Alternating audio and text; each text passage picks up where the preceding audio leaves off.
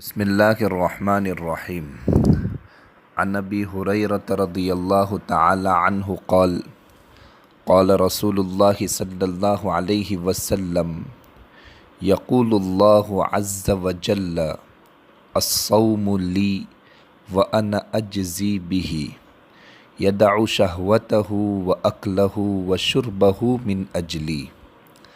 بخاری شریف کی یہ روایت ہے۔ حضرت ابو ہریرہ رضی اللہ تعالی عنہ فرماتے ہیں کہ نبی کریم صلی اللہ علیہ وسلم نے ارشاد فرمایا کہ اللہ جل تعالی خود ارشاد فرماتے ہیں کہ روزہ خاص میرے لیے ہے اور میں ہی اس کا بدلہ دوں گا۔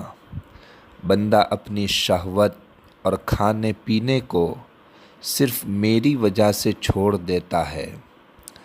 ترمذی شریف کی روایت میں ہے کہ ان ربکم یقول کل حسنۃ بعشر امثالها الی 700 ضعف والصوم لی وانا اجزی به، کہ بے شک آپ کے رب کا فرمان ہے کہ ہر نیکی کا بدلہ کم از کم 10 گنا سے 700 گنا تک ہے۔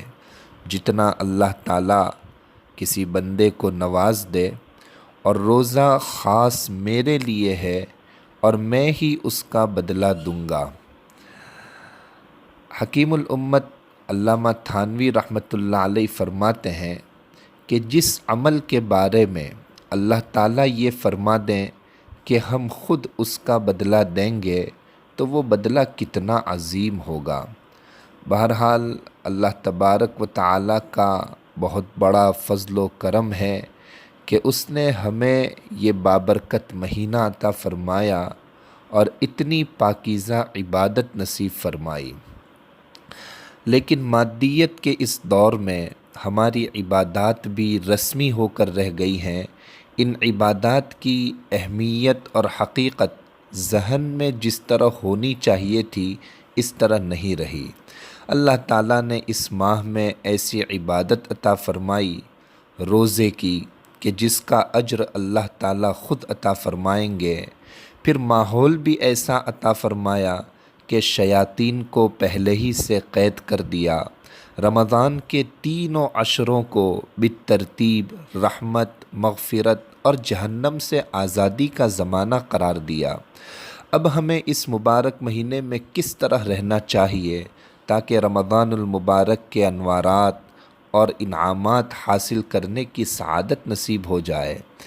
اس سلسلے میں حضرت مولانا ڈاکٹر عبدالحی رحمۃ اللہ علیہ، جو حضرت حکیم الامت علامہ تھانوی رحمۃ اللہ علیہ کے خلیفہ اجل ہیں، وہ فرماتے ہیں کہ جس عبادت کے بارے میں اور جس مہینے کی عبادات کے بارے میں اللہ تبارک و تعالی ارشاد فرماتے ہیں کہ اس کا صلہ میں خود دوں گا، اس کا اجر میں خود عطا کروں گا، خدا کو معلوم کہ اس کی مشیت میں کیا کیا صلات اور اجر ہوں گے جو وہ اپنے بندوں کو عطا فرمائیں گے۔ دیکھیے اس طرح یہ کتنا محترم بالشان مہینہ ہے، اور جب کوئی محترم اور مکرم مہمان آتا ہے تو ہم لوگ بہت کچھ تیاریاں کرتے ہیں۔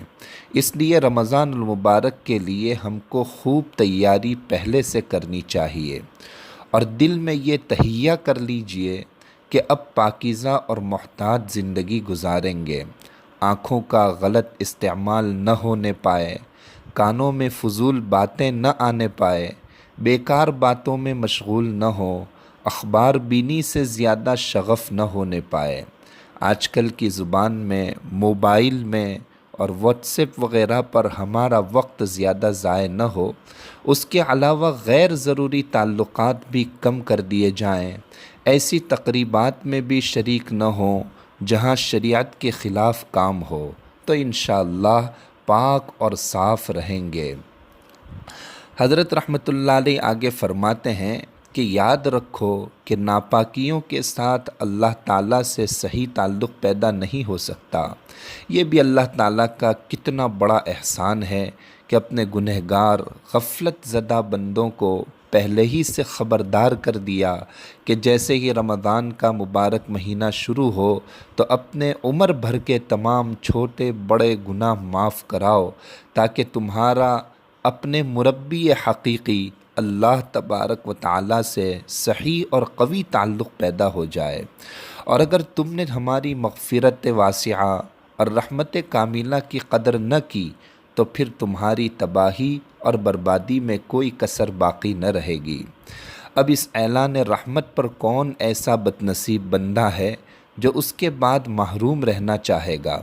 اس لیے ہم سب لوگ یقیناً بڑے خوش نصیب ہیں کہ رمضان المبارک کا مہینہ اپنی زندگی میں پا رہے ہیں۔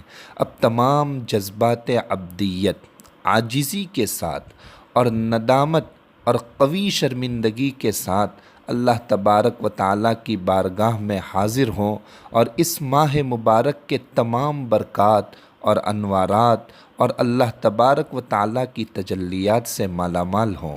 لہذا اپنے تمام گناہ عمر بھر کے جتنے یاد آ جائیں اور تصور میں آ سکیں، چاہے وہ دل کا گناہ ہو، آنکھ کا گناہ ہو، زبان کا گناہ ہو یا کان کا گناہ ہو، سب کو دل کی ندامت کے ساتھ اللہ تبارک و تعالیٰ کی درگاہ میں اللہ تبارک و تعالیٰ کے حضور میں پیش کر دیں اور یہ کہیں کہ اب وعدہ کرتے ہیں کہ آئندہ ایسا نہیں کریں گے۔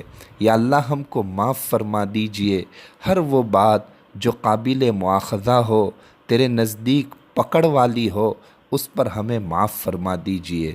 دنیا میں معاف فرما دیجئے، برزخ میں معاف فرما دیجئے، حشر میں معاف فرما دیجئے، پل صراط پر ہمیں معاف فرما دیجئے۔ جہاں جہاں بھی مواخذہ ہو سکتا ہے، تیری پکڑ آ سکتی ہے، معاف فرما دیجئے۔ اور یا اللہ اب آپ جتنی زندگی بھی آئندہ عطا فرمائیں وہ میری زندگی پاکیزہ ہو، حیات طیبہ ہو، اعمال صالحہ کے ساتھ ہو۔ اگر اس جذبے کے ساتھ ہم رمضان المبارک کو گزارنا شروع کریں تو انشاءاللہ تعالی اللہ تبارک و تعالی اپنے وعدے کے مطابق ہماری دعاؤں کو ضرور قبول فرمائے گا اور ہمیں اچھی زندگی عطا فرمائے گا۔ مایوس اور نا امید نہ ہونا چاہیے، جب ان کا وعدہ ہے تو سب انشاءاللہ معاف ہو جائے گا۔